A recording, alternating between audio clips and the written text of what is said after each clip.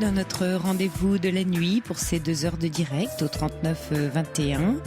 On est là pour parler de vous, de vos questionnements, de vos histoires de vie, de vos blessures de vie aussi. Souvent, vous me demandez si on peut guérir de ces blessures. Cette question est au cœur de toute vie blessée et c'est au regard de la profondeur du mal qu'elle mérite en fait d'être examinée. Pour ceux qui ont traversé des moments très difficiles, parfois des traumatismes, la guérison n'est pas et ne peut pas être la restauration de l'état antérieur. Il y a un vrai travail de reconstruction long et douloureux de leur âme, de leur vie, et qui en fera des êtres différents de l'avant. Si le verbe guérir veut dire être délivré d'un mal physique ou moral, guérison en hébreu suggère la réunification des énergies intérieures qui ont été dispersées. Il s'agit d'un processus psychique qui consiste à recomposer ces énergies parties en morceaux et à retrouver sa capacité, ses forces de vivre en dépit du mal qui a été vécu. En un mot, recréer sa vie.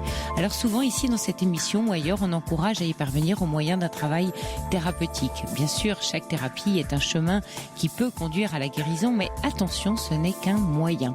Le but, c'est la guérison. Et celle-ci n'est pas dans la thérapie, mais dans le blessé et sa blessure. Il est donc essentiel de poser son regard sur tout ce qui peut être guérisseur et qui se situe à l'intérieur de nous. C'est à cela que je souhaite vous aider dans cette émission. Allez, ce soir, on se regarde dans ce que nous avons à la fois de plus vulnérable et de plus fort.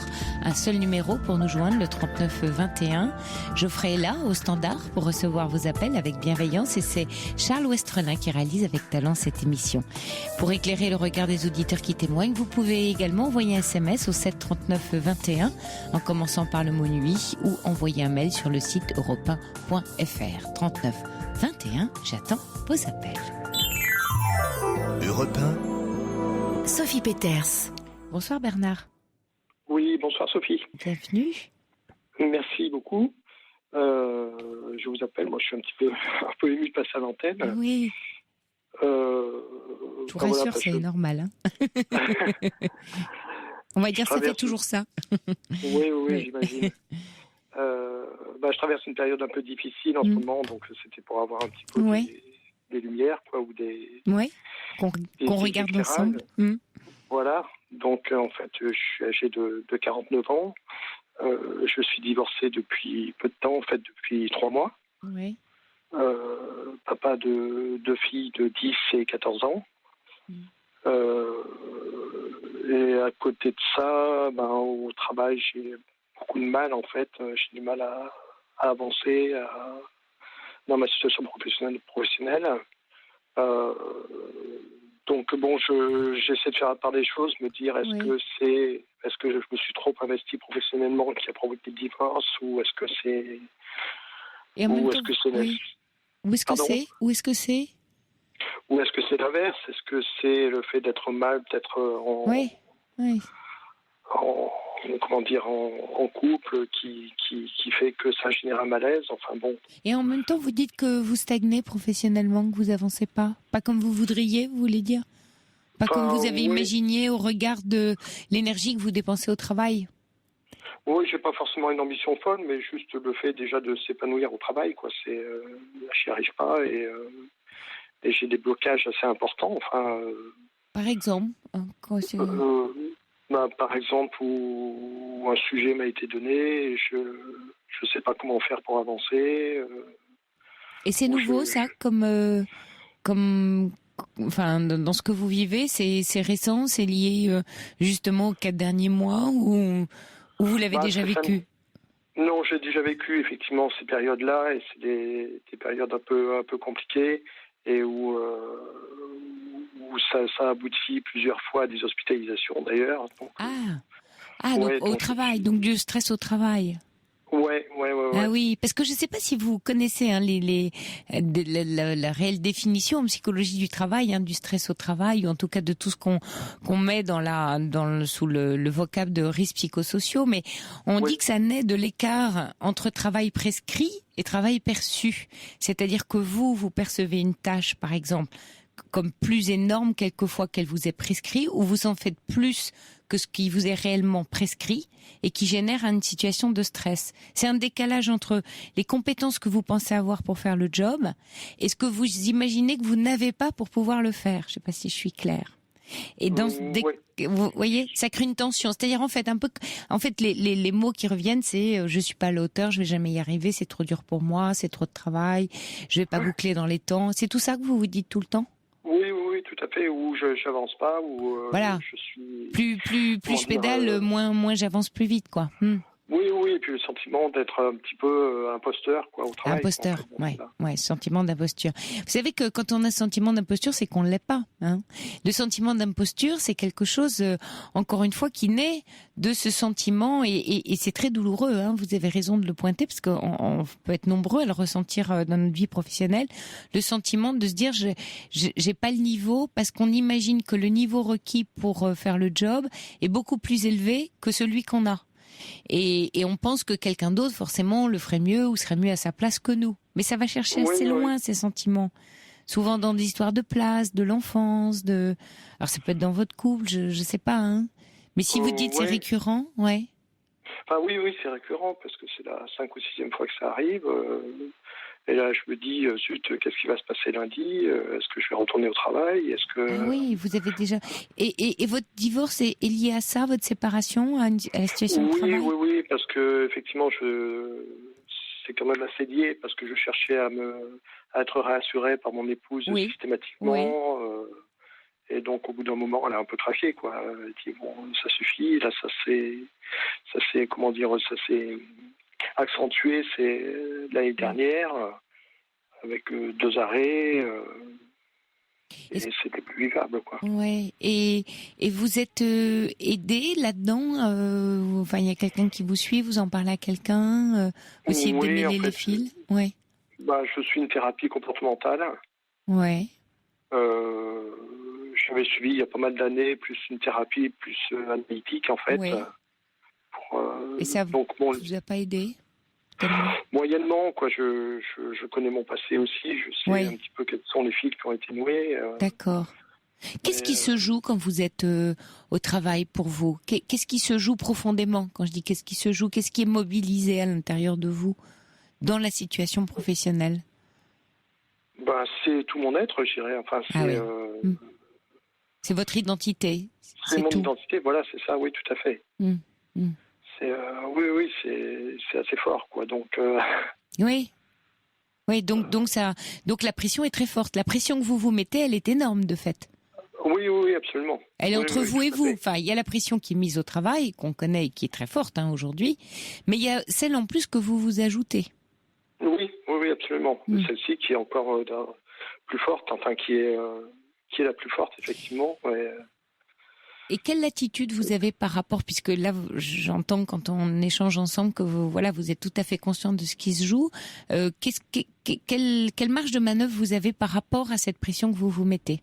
Comment vous faites pour essayer de la lever, de la gérer, voilà.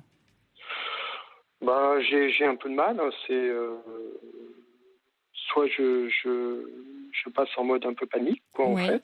Ouais, donc ça, c'est pas trop de la gestion, c'est le mode panique, d'accord. Voilà.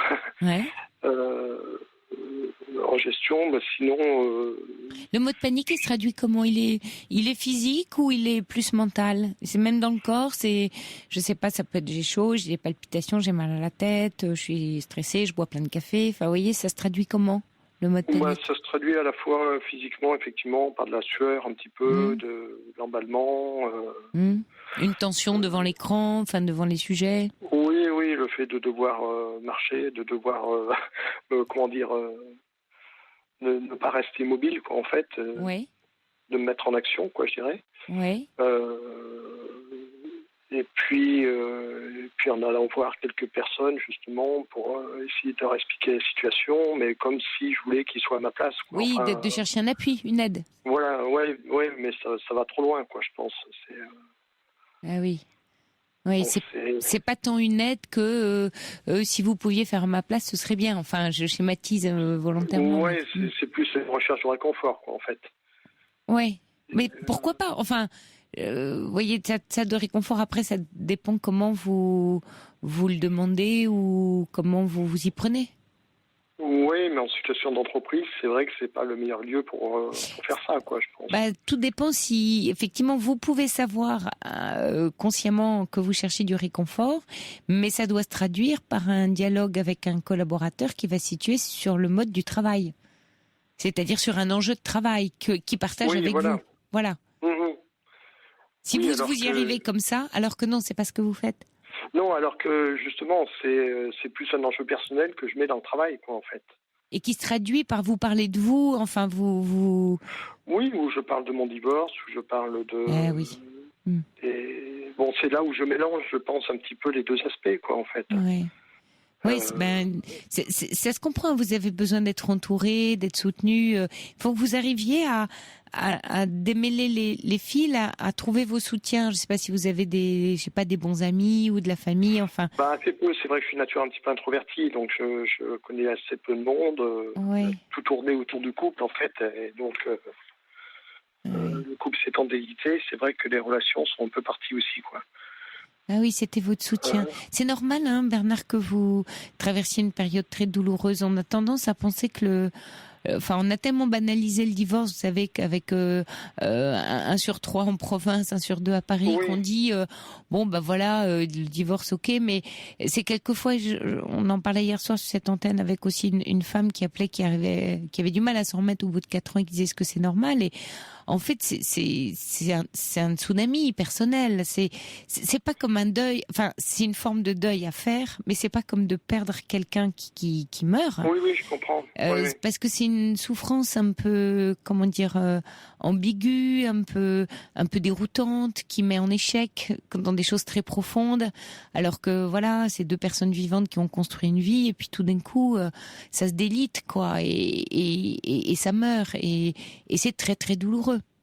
Surtout si vous, dans votre cas, vous n'avez pas vu venir et que ça ressemble. Peut-être que là où vous mélangez travail et vie privée, je ne sais pas, vous allez me dire, mais si vous avez fait des sortes de décompensation au travail, enfin des épisodes de stress très forts, du coup, votre divorce ressemble aussi à ça d'une certaine manière, à quelque chose que vous n'avez pas vu arriver, qui est tombé comme un coup près, non ? Oui, enfin, je n'ai pas vu arriver. Ça me pendait un petit peu au nez aussi. Et il y avait une séparation il y a 3 ans. Je m'étais séparé pendant 6 mois, en fait, d'accord. De mon épouse. Bon, j'étais revenu, ça s'était mieux passé, mais bon, j'ai été complètement absorbé par mon travail, en fait. Et vous étiez parti pour quoi ? Pour quelqu'un d'autre ou à cause du travail ?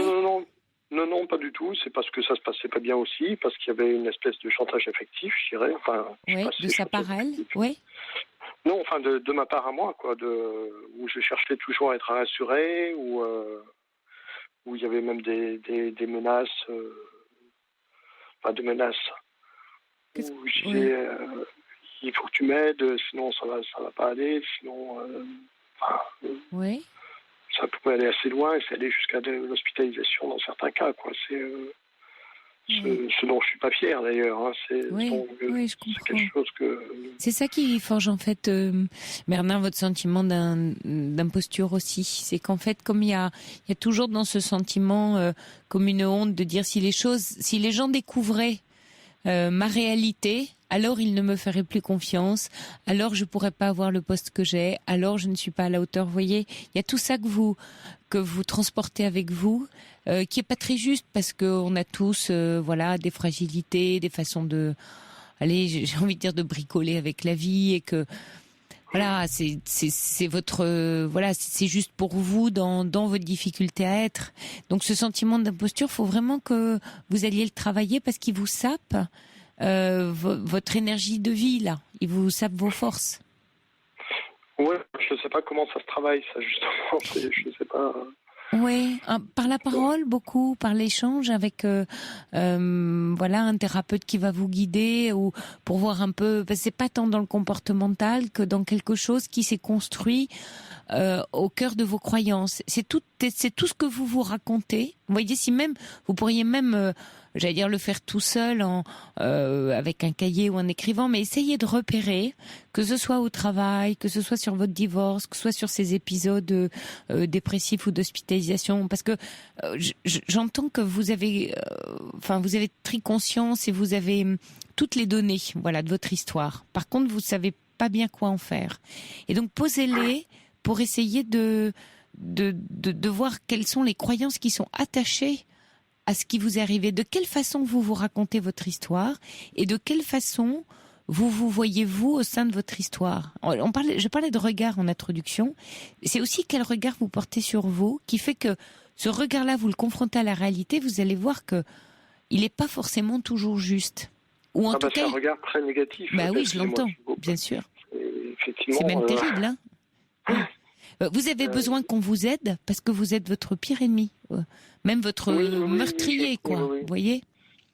Donc c'est pour ça vos appels à l'aide, ils sont là, ils sont de dire je vous en supplie aidez-moi à me dire que je vaux le coup, que je suis bien, que je vais y arriver, réconfortez-moi, j'y arrive pas tout seul. Et ça avec un thérapeute, il peut vous aider à reconstruire votre dialogue intérieur ou même je vous disais tout seul, c'est-à-dire que mettez un fait, mettez une croyance en face. Voilà ce que j'ai fait, voilà ce qui m'est arrivé, voilà ce que je pense ou ce que je crois de ce qui m'est arrivé. Puis tout d'un coup, prenez un peu de recul, dites-vous que vous êtes votre meilleur ami, et pas votre pire ennemi. Et qu'est-ce que vous diriez à cet ami qui vous raconte ça et vous dit mais ça tient pas debout. Je crois que je sais pas faire, alors que là je me suis plutôt bien débrouillée. Je crois que je sais pas, même j'ai été hospitalisée pour telle et telle raison, mais voilà le contexte dans lequel j'ai été hospitalisée. Voilà le trauma que j'ai vécu à ce moment-là. Et en face, peut-être que votre meilleur ami intérieur va vous dire, bah oui, mais voilà ce que tu vivais. Oui, mais ça, je me pardonne pas, quoi. C'est vrai que je suis impitoyable vis-à-vis de moi-même. Vous avez un très très joli mot, Bernard. Je me pardonne pas. Vous savez que dans les blessures psychiques, les traumas, les parcours de vie, l'étape essentielle et ultime souvent, c'est là que je parlais de guérison. Il est dans le pardon. Vous avez vraiment, c'est la clé là. Comme si vous deviez être parfait. Vous voyez, allez aussi regarder dans votre enfance ce petit garçon qui a sûrement dû être totalement parfait pour ses parents, qui devait tout bien faire, tout bien réussir, sinon ils perdaient leur amour. Ah oui, les parents étaient plutôt absents, quoi, en fait. Ouais. Donc il fallait s'agiter beaucoup pour être remarqué. Oui, pas forcément, je n'étais pas remarqué, j'étais plus un enfant, pas forcément très aimé, je pense. Ouais, pas très investi, comme on dit effectivement, par les parents, quoi. Ouais. Voilà, ça. Donc vous avez du mal à vous investir vous-même, du coup, de cet amour-là qui vous a manqué. Oui. Je le donne à mes enfants, je pense. Oui, ça c'est bien, c'est reconstructif. Mais c'est important d'apprendre à renouer avec ce petit garçon qui est en vous et qui, lui, a manqué de cette affection. Et la seule personne qui puisse la lui donner aujourd'hui, c'est vous. C'est le Bernard adulte qui peut la donner au Bernard enfant. Oui. Mais oui, il n'y a que lui qui peut quelque chose pour cet enfant-là. C'est pas les adultes qui vous entourent qui aujourd'hui vont s'occuper de l'enfant blessé qui est à l'intérieur de vous, mais c'est vous. Et lui, il a vraiment besoin d'être écouté, quoi. Vraiment. Que je me prenne en charge, quoi. C'est pas tant... voyez, parce que prendre en charge, quand vous me dites prendre en charge, j'ai l'image de quelqu'un qui pèse 3 tonnes. Et c'est je dois, il faut, et c'est dans le faire. Et là, moi, je vous parle d'être avec votre être. C'est pas je dois me prendre en charge, c'est j'ai le désir, le souhait de faire une rencontre, et cette rencontre, c'est ce petit garçon qui est à l'intérieur de moi, et je vais lui tendre une main parce qu'il souffre, parce que je peux pas le laisser souffrir. Parce que il y a une personne en moi qui crie, qui a mal, qui est pas heureuse dans son travail, qui souffre de son divorce, qui est blessée. Il y a une personne en moi blessée. Alors évidemment à l'extérieur, il faut pas trop la montrer parce que dans l'univers du travail, ça peut vous fragiliser. Du coup, c'est ça que vous ressentez. Comme vous avez cherché des appuis, bien sûr, et puis vous en avez peut-être trop dit ou trop montré. Du coup, les gens vous jugent. Trop content de voir quelqu'un qui a des difficultés quand il y a plein de gens qui cachent les leurs. Vous voyez ? Oui, je comprends. Ouais. Il y a Sergio qui dit c'est normal Bernard, il y a que 3 mois. Le divorce, faut laisser du temps, beaucoup, avec plein de temps. Courage, vous dit Sergio. Et puis il y a Sandra qui se demande si vous êtes à votre place dans votre travail et si vous pouviez peut-être en changer pour retrouver un peu de passion. Est-ce qu'il vous plaît déjà le travail que vous faites? Oui, en état normal, je dirais oui. Oui, en état normal, d'accord. Oui, je pense, donc vous êtes bien à votre place, d'accord. Donc c'est vraiment une histoire entre vous et vous. Hein. Alors je comprends bien, effectivement, pour moi c'est récent, mais bon, j'ai du mal aussi à me projeter, à me dire, j'aimerais bien retrouver quelqu'un sans forcément, reproduire le même schéma que j'ai pu reproduire avec mon épouse. Bien sûr, mais vous allez retrouver quelqu'un quand vous serez apaisé, reconstruit à l'intérieur. La jolie rencontre, elle va venir au moment où quelque chose est prêt. Parce que sinon, vous allez chercher du sauvetage et quelqu'un pour vous sauver, comme vous savez si bien le faire, et vous accrocher et l'entraîner avec vous dans votre chute, quoi. Et puis essayez quand même de remettre à plat l'histoire de votre couple. Parce que là, quand moi je vous écoute, tout vos torts, enfin voyez-vous, c'est vous qui portez un échec. Or, une relation, elle est toujours à 2. Et comme vous dites, à un moment donné, ça n'allait plus, et il y a eu des moments difficiles, donc tout n'est pas chez elle, tout n'est pas chez vous. Ce qui est abîmé, c'est la relation. C'est pas elle qui est pas bien, c'est pas vous qui êtes un sale type ou qui avait pas bien fait. C'est qu'à un moment donné, la relation, elle n'était plus dans le bon axe. Il y avait une façon de se parler, de se dire, de se raconter qui correspondait plus l'un à l'autre. Et hop, et ça va vite, la sortie de route. C'est comme quand on s'endort sur l'autoroute. Regardez, quand on s'endort sur l'autoroute, on sort de la route, on prend la rambarde et c'est l'hôpital. Mais ça peut être ça, un divorce aussi. C'est une sortie de route. Oui, c'est vrai que je ne l'ai pas vu vraiment venir. Enfin, un petit peu, mais bon, je ne pensais pas que ça allait se précipiter aussi vite, en fait. Si vite. Prenez le temps, Bernard, vraiment, doucement, avec vous. Quand je dis essayez de gérer votre panique, et quand je dis gérer votre panique, c'est l'écouter. Soyez aussi amis avec elle, c'est-à-dire que dès que vous sentez que vous paniquez, écoutez-la. N'essayez pas de la mettre de côté. Sentez-la, écoutez-la, reconnaissez-la. Dites ok, parlez-vous à vous-même. D'accord, j'ai peur de quoi? Allez-y tout seul. Et alors, si je fais ça, qu'est-ce qui va se passer? Et s'il se passe ça, et vous continuez le et si, et alors, voyez? Et au besoin, vous l'écrivez. Posez-la la panique, elle va tomber toute seule. La peur, elle s'alimente de croyances et de quelque chose elle accroche, vous voyez, comme un... Oui. C'est pour ça que là, la peur, en fait, il y a ce réflexe d'hospitalisation, parce que, c'est une fuite quelque part, c'est la fuite de cette peur-là. Je ne sais pas comment l'exprimer, c'est...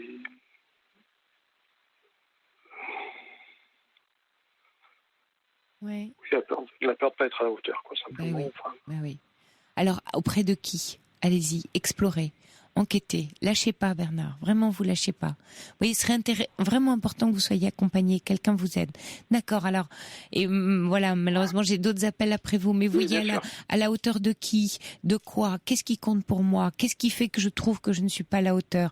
Écrivez-le, séquencez-le, mettez-le, parce que sinon, ça, c'est une généralité, et ça devient un sentiment, un ressenti, et ce ressenti l'envahit tout, et il provoque la panique. Pour le décrocher, redescendez d'un cran en essayant de poser, de prendre de la distance, de dire ok, d'accord, j'ai peur, d'accord, je sais que je me sens pas à la hauteur, que c'est ça qui se met en panique.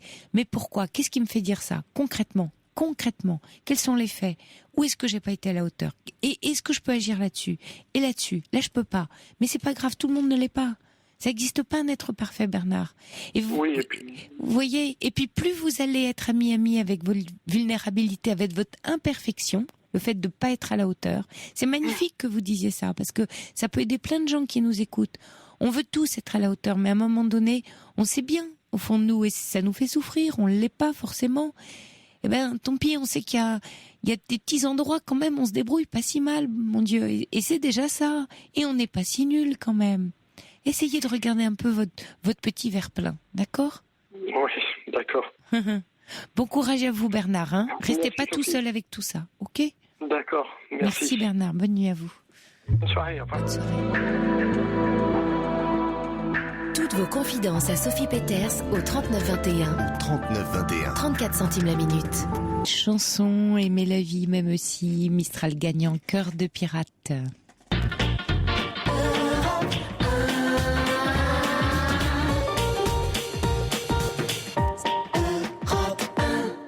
Bonsoir Vincent. Oui, bonsoir. Bienvenue.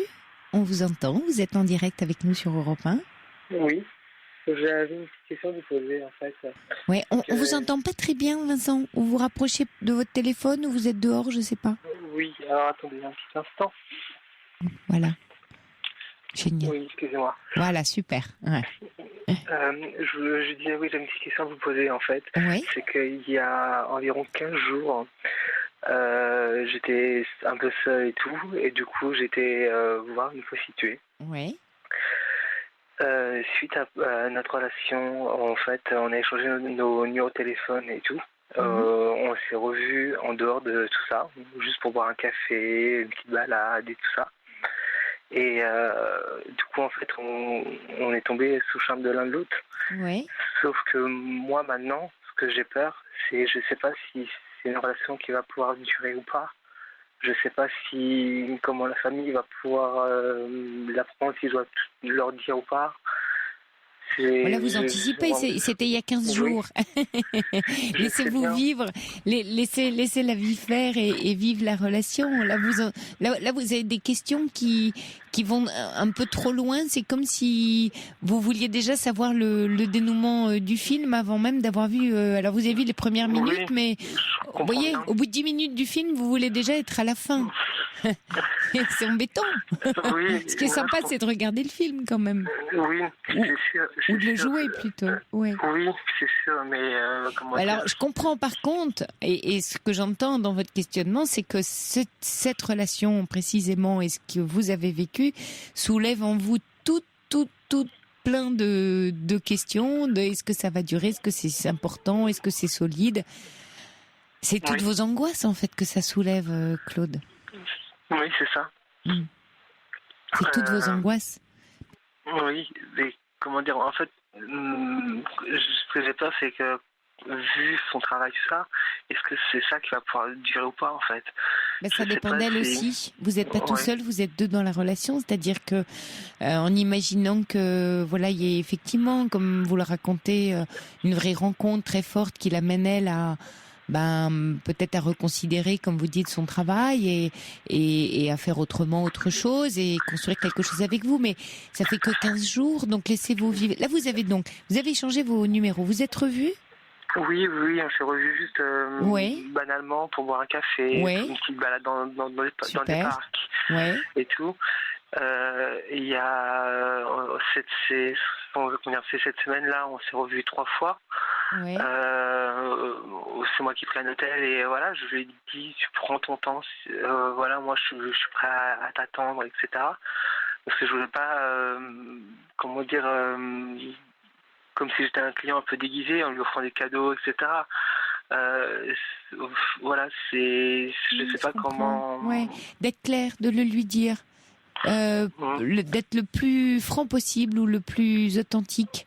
De parler de vos craintes, de dire tout ce que son activité vous suggère comme questionnement. De dire ça, par exemple, mais alors, et si je t'offre un cadeau, tu vas croire que, et si vous voyez, ouvrez-vous à elle. N'ayez pas peur. Vous savez surtout, j'ai envie de dire que dans le métier qu'elle fait, elle envoie des fragilités, des hommes qui vont pas bien. Voilà, elle a sans doute, une forme d'empathie bien à elle, quoi. Elle est capable de vous écouter, elle est là-dessus sans doute. Et vous risquez pas grand-chose de vous livrer là-dessus sur tout ce que soulève en vous le questionnement ou vos inquiétudes, avec toute la gentillesse que j'entends dans votre voix. Vous voyez dire, mais alors, parce que vous avez une gentillesse presque d'enfant qui est jeune, qui dit, mais alors si je t'offre un cadeau, tu vas croire. C'est très joli ce que vous dites là. Oui, non, c'est ce qu'elle a touché, ce qui a touché beaucoup en moi, ma gentillesse. C'est vrai que je lui ai demandé pourquoi elle faisait ça. Elle a un enfant de 11 ans et il est tout mignon. J'ai vu ses photos sur Facebook. on a échangé nos Facebook, ça. C'est vrai qu'on a, voilà. Ouais, donc il s'est passé quelque chose. Vous savez, quand on sent comme ça quelque chose de fort qui se passe, souvent on est deux, quoi. On n'est pas tout seul à ressentir ça. Maintenant, ça veut pas dire que parce qu'il s'est passé quelque chose de très fort, ça va se construire comme vous l'imaginez. C'est de la façon que ça s'est passé, en fait. C'est ça qui me fait comprends. peur. Voilà. C'est vrai que... Parce que c'est fort. Je suis pas fier. Voilà. C'est vrai que je me sentais seul. C'était un moment un peu de faiblesse, ça. Ça fait 1 an et demi que j'avais pas eu une petite amie. Ouais. J'ai eu des relations, voilà, des soirées, voilà. Ouais. Mais c'est vrai que je cherchais vraiment quelque chose, comme vous m'avez dit tout à l'heure, d'authentique. Et c'est vrai que là tout va bien, mais vu son travail, tout ça, je sais pas du tout. Ah oui, du coup c'est angoissant pour vous parce que vous vous attachez. Oui, il y a Sergio qui dit attention, pas d'enflammable, ne brûle pas les étapes, dit-il, step by step, reste vigilant quand même. Oui, bien sûr. Mais ça ne vous empêche pas de faire confiance à ce qui est en train de se vivre entre vous. Elle vous aurait pas donné sinon son numéro. Elle aurait pas accepté d'aller se promener avec vous. C'est son 2e numéro parce qu'elle a un numéro, on va dire, professionnel. Bien sûr. Et c'est vraiment son numéro perso qu'elle m'a confié. Oui. Et là, c'est vrai qu'elle m'a dit qu'elle comptait partir en septembre dans son pays. Ouais. C'est une fille de l'Est, pour la rentrée de son enfant, de son fils. Ah oui. Et moi, du coup, c'est vrai que j'avais un petit peu peur de la perdre. Et je lui avais dit que moi, de toute façon, j'avais une semaine de vacances fin septembre, qui était prévue depuis très longue date. Et j'ai fait, si tu veux, moi, on peut partir, je peux partir avec toi. C'est même elle qui m'a proposé, en fait. J'ai trouvé ça touchant, m'inviter dans sa famille. C'est vrai que...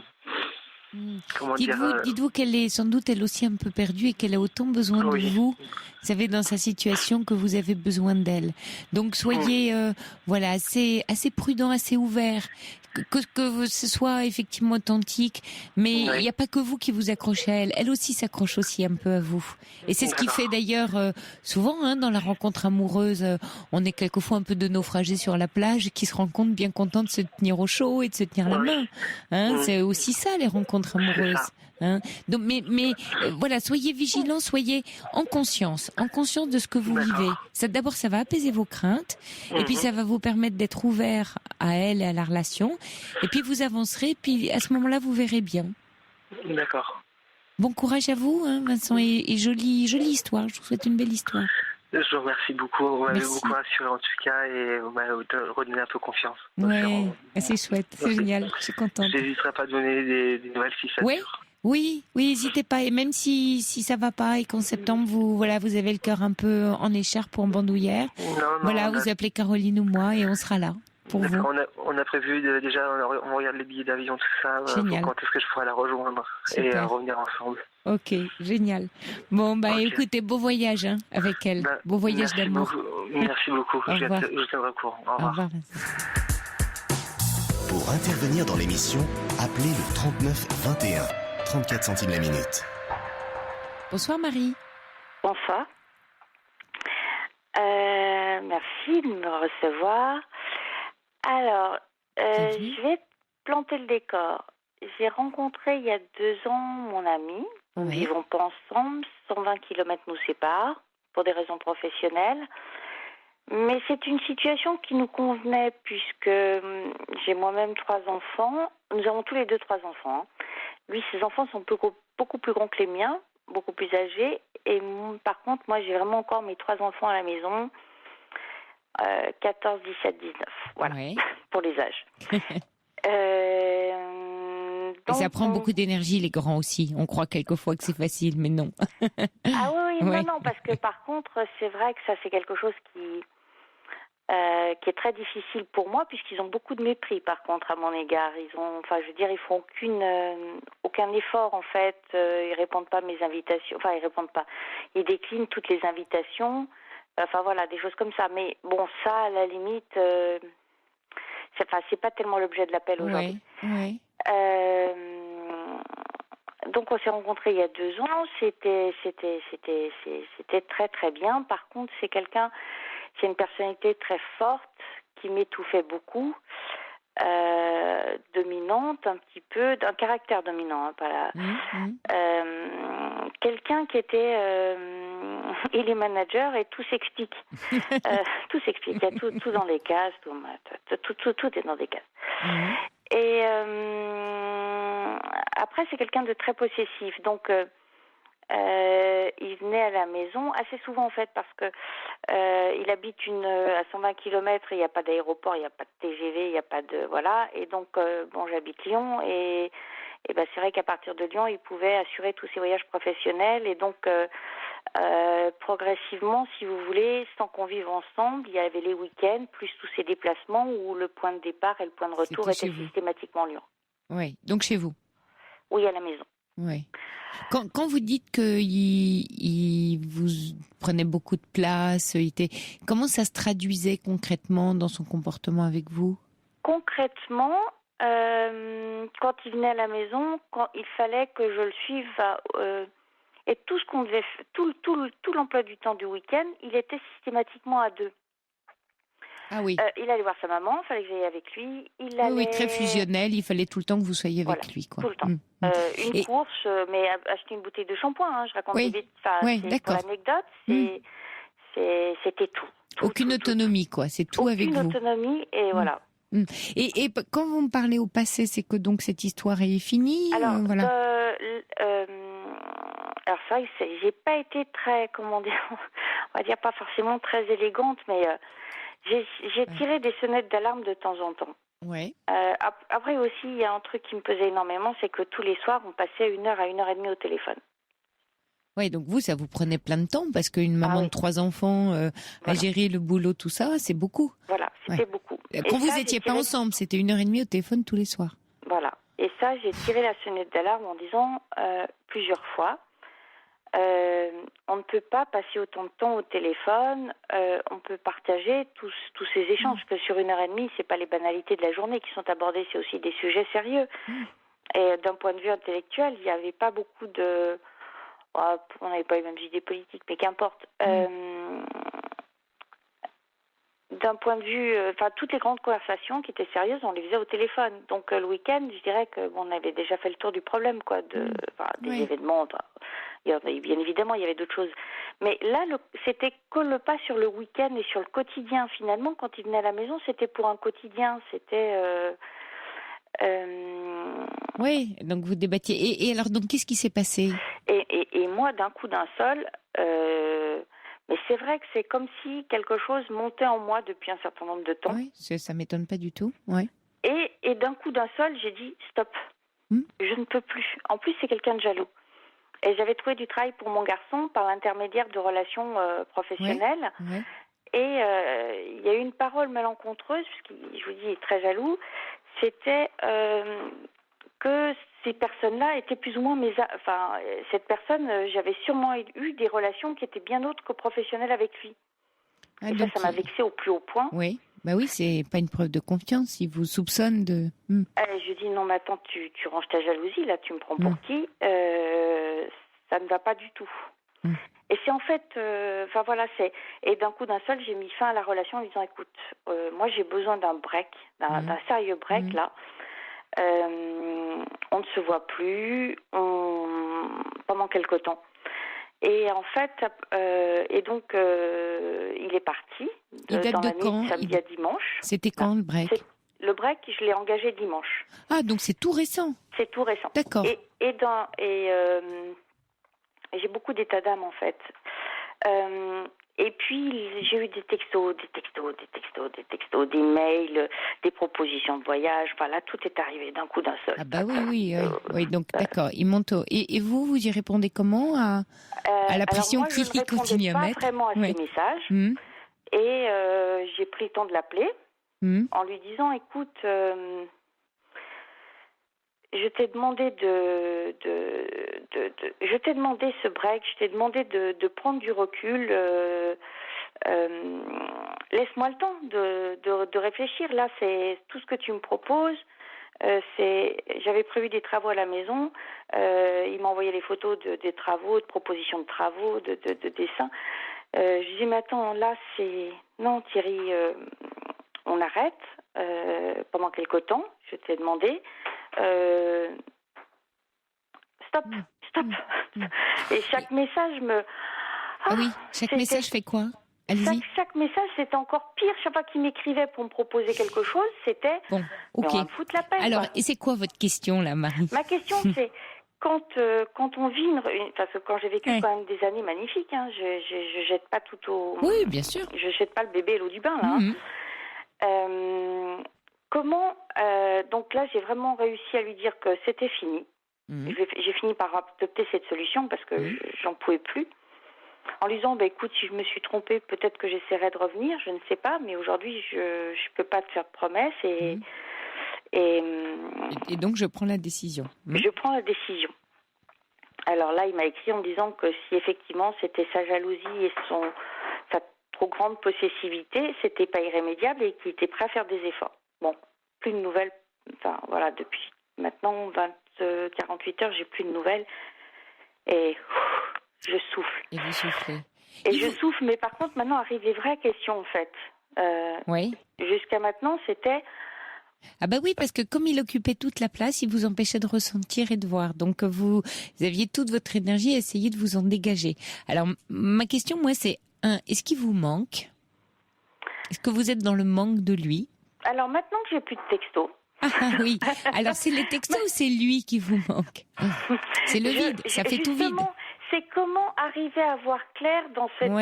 Mais c'est deux choses différentes. Vous avez raison de vous poser la bonne question, Marie. C'est finalement votre question, c'est est-ce que il occupait tellement la place que le fait que tout d'un coup il soit plus là, c'est mécanique, c'est physique presque chez vous. Ça crée un vide énorme. Qu'est-ce que je fais de ce vide-là? Est-ce que au début je respire puis à un moment donné la pièce me paraît un peu vide, quoi? C'est un peu triste. Il y a plus rien qui se passe. Je reçois plus des textos. Donc qu'est-ce que je fais de ça? Mais ce vide, il est très salvateur. Gardez-le un peu de temps. Moi, j'ai envie de vous dire parce qu'il va vous permettre de voir clair dans vos sentiments, dans ce que vous voulez. Vous avez dit j'ai besoin de faire un break. L'idée, alors on sait très bien quelquefois les breaks c'est beaucoup du définitif, mais si vous avez été là-dedans à un moment donné, c'est qu'il y avait une vraie raison. Perdez pas de vue ce que vous avez vécu, ce qui était vécu. Quant au fait qu'il change, est-ce que vous avez le sentiment qu'en 2 ans, cet homme a beaucoup changé, beaucoup évolué? Alors en fait, c'est quelqu'un qui qui travaille beaucoup, qui a beaucoup déménagé pour des raisons professionnelles, qui avait divorcé il y a 3-4 ans et qui a très peu de réseau. Son réseau, c'est professionnel. Oh là là. Donc vous êtes tout. Vous êtes son alpha, son oméga, ses amis, sa maman, sa meilleure amie, tout. Oh, bah oui, mais alors... moi, je fais comme vous, je fais... Parce que vous, à contrario, vous avez des amis, un réseau, une vie de femme. Oui. Moi, j'ai tout mis en... mais j'ai des amis, je suis quelqu'un de très fidèle en amitié, j'ai un réseau et un boulot. Enfin, j'ai tout un équilibre. Et vous avez vécu seule longtemps, Marie, avec vos enfants? Énormément. D'accord. Donc, non, ma question, c'est donc, vous savez faire? Oui, je sais faire et je suis pleinement autonome. Et ça aussi, ça le dérangeait. Bien sûr. Bien sûr, puisque c'est le pouvoir. Oui, moins vous avez d'autonomie, plus il a de l'emprise sur vous. Voilà. Attention, Marie. Je n'avais pas besoin de lui pour grand-chose, en fait. Mais, oui, je lui disais. Souvent, il arrivait, il me disait « Ah, mais t'as déjà fait ça ?» Je dis « oui. » Parce qu'en plus, moi, si je suis de tempérament, je vois la chose, hop, je la fais. Oui, bien sûr. Mais alors, qu'est-ce qui vous rendait heureuse avec lui? C'est sa question qui se pose. Je pense que c'est d'avoir été longtemps seule et d'avoir retrouvé une existence de femme, en fait. D'accord, mais par contre, vous n'êtes pas... dans ce que j'entends, ce que vous me dites, c'est que vous m'avez pas l'air d'être le genre de femme qui était en manque de sécurité. Vous savez gérer seule. D'accord. Oui. Donc, c'est pas une histoire de sécurité, alors que cet homme-là, lui, son besoin, son envie d'être avec une femme, c'est de la sécuriser, donc d'être tout pour elle. Vous voyez, il parle pas la même langue que vous, si je puis me permettre. Il voulait l'engagement, il voulait le mariage, des choses comme ça, et bon... Je sais pas, je dis pas non, j'en sais rien, mais ça me paraissait vraiment prématuré et puis pas nécessaire à une expérience, pas nécessaire. Alors c'est peut-être, je sais pas. En fait, pour moi, le mariage n'était pas par rapport à un mauvais mariage, par rapport à un divorce que j'ai vécu. Attention, ça c'est quelque chose qui est vraiment rangé dans ma tête. Voilà, je soupçonne pas que ça puisse encore m'embêter, mais je pense pas. Non, je suis sûre que mon divorce c'est fini. Enfin, je veux dire, c'est quelque chose qui est rangé et qui fait partie, effectivement, d'un échec de vie, mais ça n'a pas plus d'importance que ça sur ma vie. Ouais, il faudra qu'on revienne d'ailleurs, parce que le nombre d'auditeurs que j'entends et de personnes autour de moi qui me disent le divorce c'est un échec de vie, et c'est pas très juste. C'est pas très juste, non, Marie, de dire ça. Vous voyez, je dis ça parce que échec de vie, ça voudrait dire que réussir sa vie, c'est passer toute sa vie avec la même personne. Je suis pas sûre. Non, parce qu'attention, c'est un divorce très bien réussi. Mes enfants, l'autre jour, il y avait un auditeur qui disait il vaut mieux rater son mariage et réussir son divorce que le contraire. J'ai trouvé ça très drôle. Donc, vous voyez, c'est important que vous. Une vie, ça apaise aussi la vie d'après, hein. Bien sûr. Bien sûr. Parce que si c'était Corel, le papa de mes enfants est parti. Ma dernière puce avait 6 mois. Voilà. Alors vous imaginez bien que vous avez su faire et su gérer. Oui, et puis que si ça avait été quelque chose de qui avait encore beaucoup d'amertume aujourd'hui, je sais pas, Jeanne, ma petite dernière à 14 ans, j'en aurai encore pour 10 ans. Oui. Donc, c'est bon, ça me paraissait intelligent et indispensable Peut-être que cette histoire-là de 2 ans, essayez de la poser un peu pour voir qu'est-ce qu'elle vous a permis de réaliser chez vous. Enfin, quand je dis chez vous, en vous, c'est-à-dire à la fois, comme vous me le dites très justement, un aspect de ma féminité, de mon féminin qui reprenait vie, etc. Après, il y a cette histoire qui a permis ça, mais qui n'est pas complètement dans ce que, on va dire, dans votre souhait, votre désir, votre besoin. Vous voyez ? C'est pas parce qu'elle a existé qu'elle doit absolument continuer parce qu'elle a eu le mérite d'exister, si je puis me permettre. Elle a existé à un moment donné où vous en aviez besoin, elle a convenu, cet homme vous a aidé pour plein de choses, et puis on évolue. Et puis on finit, si vous voulez, il y a l'étape de la rencontre, il y a le début, en général c'est plutôt sympa et bien, puis on découvre vraiment comment est l'autre. Vous savez, il y avait cette histoire, l'amour dure 3 ans, je sais pas si dure 3 ans, mais en tout cas, on découvre un peu qui est l'autre, et en se découvrant l'autre, lui, il va pas changer. Il a beau vous promettre qu'il sera plus jaloux, de toute façon, son caractère à vouloir être dans l'emprise avec vous, à tout gérer, à tout faire à votre place, et à vous infantiliser quand même un peu, c'est de faire de vous cette petite fille qui va avoir besoin de lui, pardon. Mais ça, je peux pas. Mais oui, donc c'est ce que disent d'ailleurs les auditeurs. Les points dans les poches pour, je sais pas changer un interrupteur, mais encore je sais faire, mais allez, ça je veux bien. D'accord, ok, je mets de côté et j'attends le week-end. D'accord. Vous savez changer un interrupteur, là vous m'impressionnez totalement. Non, mais on finit par tout savoir faire. Franchement, il y a des trucs, on s'en fait un on se fait aider, Et quand on a le nez dans le guidon, on se fait aider une fois, 2 fois, puis on a compris le truc. Mais vous savez, les auditeurs là qui réagissent disent vous avez eu la bonne réaction en le quittant. Certains souvenirs sont bons et vous nourriront, mais sans lui, car je vous sens pleine d'énergie. Il y a Sergio qui dit vous sentez pas plus légère, franchement, ouf. Il a raison, Sergio. Je me sens à la fois plus légère, et puis là, les enfants sont partis en vacances pour 3 semaines, et d'un coup d'un seul, je me suis dit merde. C'était pas le moment. C'est pas le bon timing. Non, je plaisante. Non, mais c'est prévu, c'est prévisible et c'est annuel. Mais d'un coup d'un seul, je me suis dit mince, qu'est-ce que j'ai fait, quoi. Je suis peut-être allée trop vite. Mais en même temps, si vous voulez, c'était un petit peu C'est vrai que je suis quelqu'un qui aimerait bien de l'harmonie tout le temps. J'aurais bien aimé de l'harmonie avec ses enfants. J'aurais bien aimé de l'harmonie. Alors j'ai réussi à faire ça à la maison, mais avec mes enfants, ça se passait très très bien. On est nombreux à la désirer, l'harmonie. Ouais. Mais c'était pas le cas. Alors ça, j'ai réussi à le mettre un petit peu de côté, mais c'est quelque chose aussi qui manquait, qui était pas, c'était pas facile. On pouvait pas éviter c'était toujours dans mon initiative parce que c'était bon. D'abord, on se fait beaucoup. Enfin, ça se passait chez moi la plupart du temps. Et avec mes amis, qui l'acceptaient très bien. Et d'ailleurs, c'est ce qu'il me disait. Il me dit, mais tes amis me manquent, ta vie à Lyon me manque, tout ce qu'on faisait à Lyon, les sorties, les ciné. Mais voilà, c'est toujours moi qui propulsais ça aussi quelque part parce que... Après, Marie, il s'agit de savoir ce que vous voulez vraiment. C'est-à-dire qu'aujourd'hui, au jour d'aujourd'hui, vous avez les cartes en main parce que vous connaissez bien cet homme. Vous voyez bien comment il est, comment il fonctionne, qui il est. Vous pouvez aussi très bien vous dire dans une semaine, dans quelques jours, demain, avec tout ça, quand même, je tiens lui pour ça et ça. Vous voyez, pour X, Y raison, où je suis attachée, où j'ai des sentiments.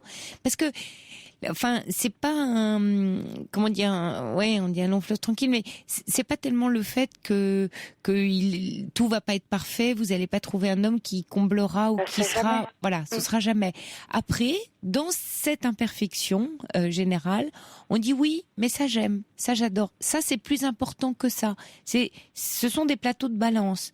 Si vous mettez des curseurs, vous dites oui, mais il m'apporte, ou je vis ça avec lui, ou la relation m'apaise à tel niveau, elle me procure tel bonheur, tel plaisir, j'en sais rien. Comme dit Yvan, il dit faites une liste pour et contre. Alors c'est pas tout à fait une liste, mais d'essayer de regarder un peu. Je vous parle pas de liste, moi.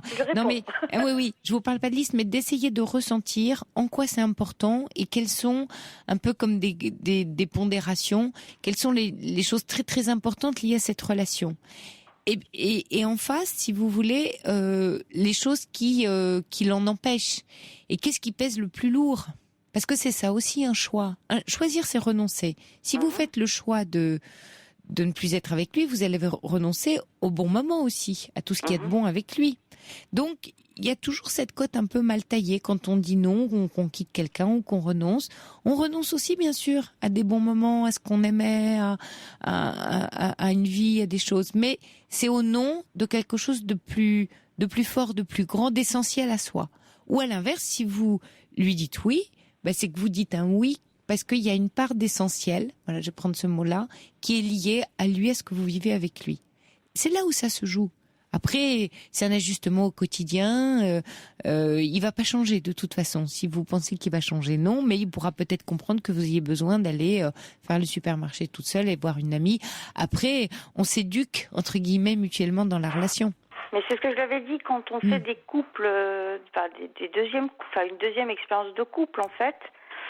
C'est des histoires qui s'inventent. On ne peut pas refaire la même chose. Non, vous avez raison. C'est ce que je lui ai toujours dit. Je lui ai dit, il faut qu'on l'invente, notre histoire. Oui.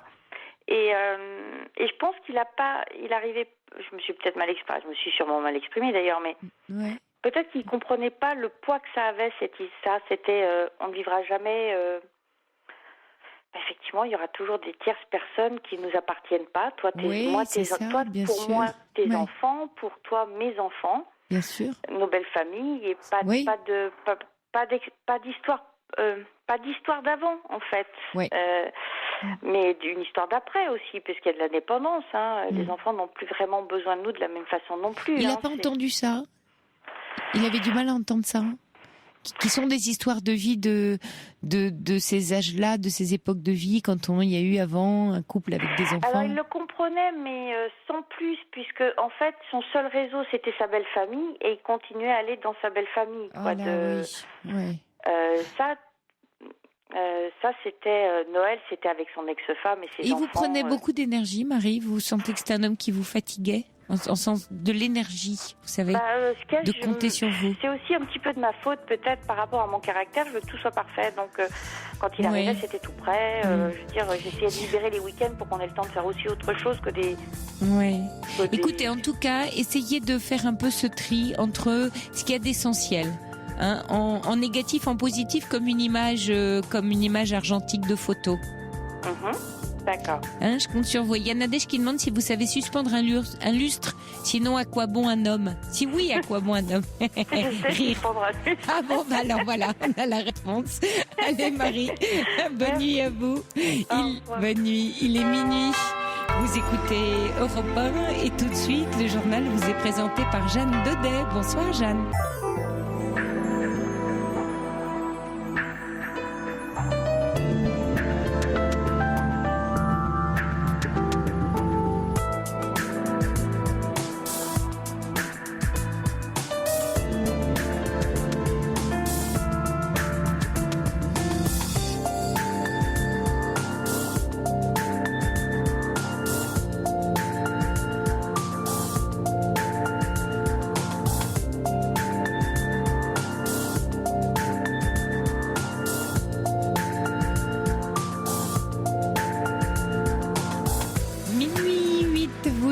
écoutez Europe 1, nous sommes ensemble encore pendant 1 heure de direct, d'échange, de partage, car parler de nos soucis permet de nous rendre la vie plus légère.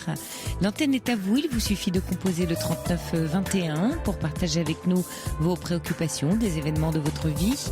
Vous pouvez aussi échanger avec nous, avec les auditeurs par SMS, vous le savez, au 7 39 21 en commençant par le mot nuit, ou nous adresser un mail sur le site d'Europe 1. N'oubliez pas que vous pouvez dialoguer en direct avec un ou une auditrice dont vous partagez l'histoire, les émotions ou auxquelles vous avez envie d'apporter votre conseil.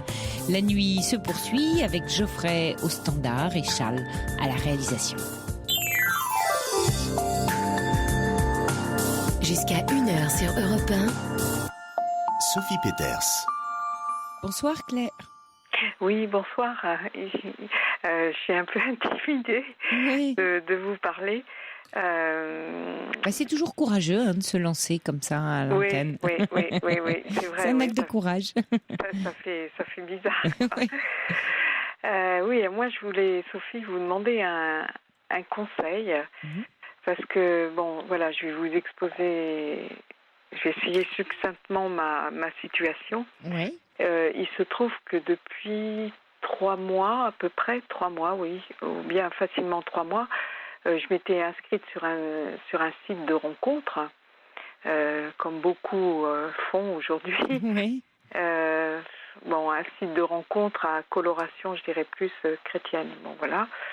Donc, parce que je trouvais pas mal, et j'ai une amie, voire 2 amies qui ont rencontré leur futur compagnon, dirons-nous, par ce biais-là. Donc, ça m'avait émulée. Voilà. Et il se trouve que, j'ai fait connaissance avec quelqu'un qui est de Paris. Moi, je suis de province. Je suis en province. Alors, sur le moment, lui n'avait pas trop tilté parce qu'il s'était dit, vu la distance géographique, mais en fait, ça fait pas très loin. Par heure de train, on n'est pas très loin l'un de l'autre.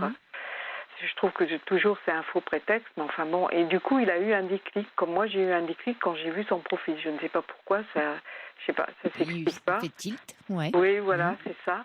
Et puis, on s'est mis à échanger très vite au téléphone. Et il se trouve, j'espère que cette personne n'écoute pas, enfin je pense pas qu'il écoute Europe 1, mais bon, tant pis. Donc en fait, ça fait depuis plus de 3 mois qu'on est en échange téléphonique, et il se trouve qu'il a son frère qui est très malade, qui est à l'hôpital. Alors son frère, tous les 2 jours, fait une rechute, s'étouffe, et puis après ça va mieux, parce que comme il est à l'hôpital, ils ont le matériel, si vous voulez, pour l'aider à surmonter les crises, et voilà. Donc du coup, on devait se rencontrer vers le 15 août, et là, moi, je commence à piaffer vraiment, et tellement à piaffer que je me suis... 3 mois, il s'occupe de son frère tous les jours ? Il va le voir pendant la semaine, donc du coup, il a pris du retard. Il a un boulot de... Enfin, je ne sais pas si je dois dire son boulot. Non, mais en tout cas, il a un boulot qui, du coup, il rattrape le week-end, d'accord ? Voilà, c'est ça, où il a pris du retard. Et il est... Oui, mais enfin, ça fait 3 mois. Vous vous rendez compte ? Alors, il est pressurisé par son patron, il est en libéral, mais bon, voilà. Vous avez le sentiment que c'est des faux prétextes pour pas vous rencontrer ? Il m'a dit qu'il avait très envie de me rencontrer. Alors moi, c'est vrai qu'un jour, je me suis un peu... je suis un peu montée sur mes grands chevaux en lui disant, écoutez, si vous aviez, on se voit, si vous aviez vraiment envie de me rencontrer, vous feriez tout. Alors je comprends, il est en saucissonné entre son frère et son travail.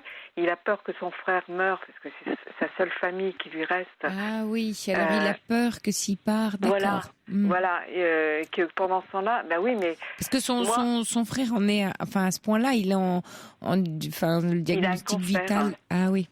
Il a un cancer. Il y a un pronostic vital qui est engagé, quoi. Apparemment, d'après ce que je comprends, mais depuis le temps que ça dure, moi je lui ai dit, ça peut encore durer 2 mois, cette histoire-là. Ah oui, on ne sait pas. Ouais. Et donc, du coup, si vous y alliez ? Alors justement, je lui avais proposé, bien que en ce moment, je me prépare à un déménagement, donc. D'accord, mais si c'est quoi, 150 km, vous m'avez dit ? Par train, oui, enfin. Oui, bon, c'est rien. Enfin, il y a un aller-retour dans la journée, quoi. Oui.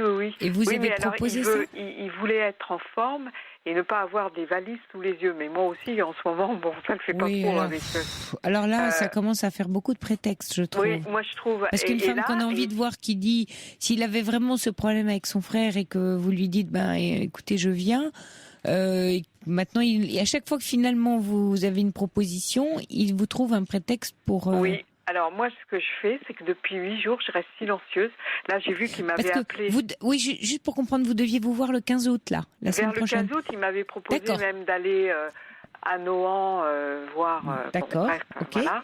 Ouais. Parce qu'on est passionné de littérature, etc. Super. Donc c'est vrai qu'on a pas mal de points communs. Ça me semblait quelqu'un de vrai, de sincère, d'intègre. Mais ce qu'il y a, c'est que moi, depuis 8 jours, donc je ne lui réponds plus. Et donc là, j'ai vu qu'il m'avait appelé en fin d'après-midi, je n'étais pas chez moi et je ne le rappellerai pas.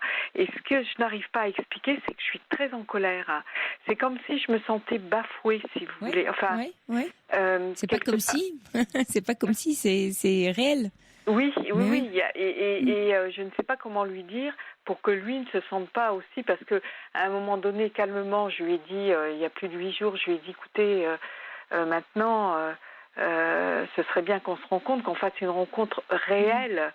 Et puis lui, il m'a dit, oui, mais il y a une question de vie et de mort d'un côté, puis de l'autre côté, j'ai mon patron de l'autre côté qui... Oui, enfin. Vous ne pensez pas qu'il a très peur? Alors, je ne sais pas de quoi. Je lui ai demandé, et il m'a dit que non. Oui, mais... Enfin, il a forcément tétanisé, ou on ne sait pas de quoi il a peur. Alors, il y a Poupic qui demande pourquoi ne va-t-elle pas le voir par surprise? Ah oui, alors oui. Normalement, j'ai même pas son adresse. Enfin, je l'ai. Je peux la voir. Est-ce qu'il n'est pas en train d'entretenir? Vous appelez souvent au téléphone? Pendant un temps, on s'appelait tous les 2 jours à peu près. Mais dans la journée, le soir? Le soir. Non, parce que voilà, après, on ne sait pas. Est-ce que lui, il a une autre vie et il veut pas vous le dire? Enfin, on peut tout imaginer après. Oui, mais je pense pas parce qu'il est veuf. Enfin, je pense pas. Il est veuf. Bon, on s'appelait assez tard parce qu'on est des noctambules, lui et moi. D'accord. Donc, bon, s'il avait vraiment... Mais lui, ça lui convient, visiblement. Il y a Yvan qui dit, attention, mytho, il vit dans le virtuel. Mais en fait, lui, il vous fantasme et ça a l'air de bien lui convenir. Il me dit que non, justement, il n'est pas dans l'imaginaire. Il n'est pas dans le... parce qu'à un moment donné, on s'envoyait des petits SMS où moi, je me disais, c'est vrai que depuis une dernière relation, où d'ailleurs, je suis toujours en lien avec la personne...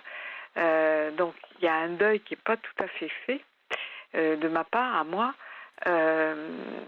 Comment dirais-je, je sais plus ce que je voulais dire. Oui, du coup, on s'envoyait des SMS où lui me disait cher ami. Enfin bon, je voyais bien que ça débordait un petit peu vers plus d'affectif. Et je lui ai fait la remarque en lui disant attention de ne pas partir dans l'imaginaire, parce qu'elle risque quand on est dans le virtuel comme ça. Il m'a dit non, mais je pars pas dans l'imaginaire. Puis après, du coup, c'est moi qui ai recentré un peu, recadré les choses. Et là, du coup, comme je lui réponds plus, en plus, on est... Et là, il envoie des messages, là, comme vous lui répondez plus?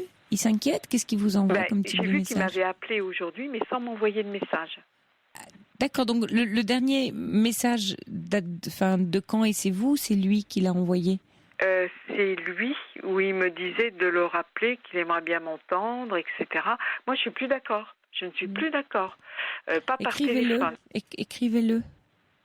Écrivez ce que vous me dites là. Écrivez que voilà, que ça fait 3 mois que vous échangez, que maintenant vous attendez de le rencontrer, que vous avez fait le tour des échanges téléphoniques et mails, et que qu'il vous fasse signe le jour où son agenda se débloquera pour avoir un créneau pour vous rencontrer. Mais c'est comme si je n'avais même plus envie de... C'est comme s'il y avait une espèce de vengeance en moi. J'arrive pas à comprendre. C'est-à-dire, oui. Oui, c'est comme si je voulais le laisser dans le silence et même pas lui envoyer de SMS, le laisser comme ça. Alors, est-ce que c'est lié... parce que je me dis, les hommes que je rencontre, est-ce que c'est lié avec, du coup, ce qui m'embêterait, avec mon père, où j'ai quand même un peu un contentieux. Oui. Et c'est comme si... Un contentieux de quelle sorte? une relation très difficile avec mon père. Ouais. Vous voulez dire que vous avez une image des hommes depuis qui est attention méchant? Disons que dans mon enfance, on m'a donné une image, attention, danger, quoi. Les hommes sont tous, excusez-moi le terme, des voleurs. Bon, voilà, une image. Et puis ma mère ayant vécu un divorce petite, comme j'étais une enfant très sensible, j'ai senti en elle, sa détresse. Oui, sa détresse, son image négative du père et de l'homme, parce que sa mère s'était arrangée pour détruire l'image du père et de l'homme. Donc tout ça ah oui, alors vous promenez avec ça dans la vie, avec vos générations de femmes, J'essaye de couper avec tout ça parce que j'ai fait quand même un travail psychothérapeutique. Puis là, je vois une kinésiologue. Enfin, c'est pas tout à fait pareil. Mais oui, mais alors vous savez, justement, si vous avez fait tout ce travail et que vous en avez conscience, la vie après vous met, vous met en face des rencontres qui vous amènent à décider pour vous quelque chose de nouveau.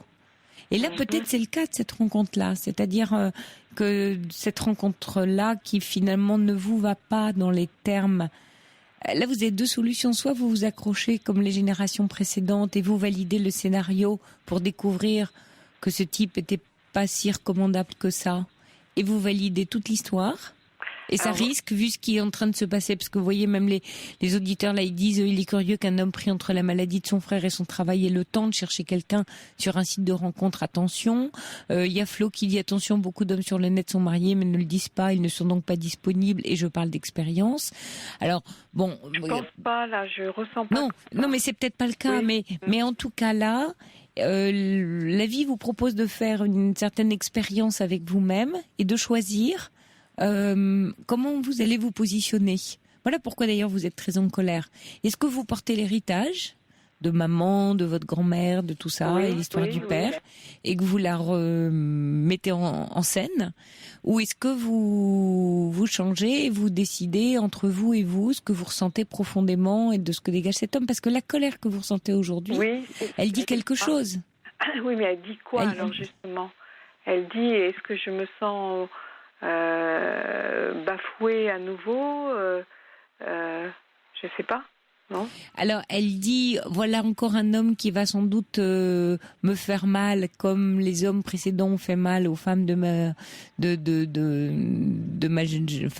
mon arbre générationnel généalogique, ou est-ce que et du coup je vais aller jusqu'au bout pour voir que ça me fait vraiment mal, tout en rêvant qu'il vous fasse du bien. Mais là il y a rien de vous voyez bien que quand vous raisonnez en dehors de votre histoire et que vous me racontez le début comme vous l'avez raconté là, vous racontez quelque chose où vous-même vous questionnez en disant c'est quand même pas très normal qu'au bout de 3 mois d'échange de téléphone, de mail, à 150 km l'un l'autre, on n'arrive pas à se voir.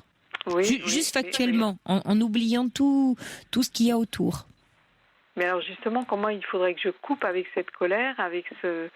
Vous la coupez pas, vous la vivez. Elle est très très très utile. Il y a Pascal Mann qui demande si vous avez échangé des photos avec lui.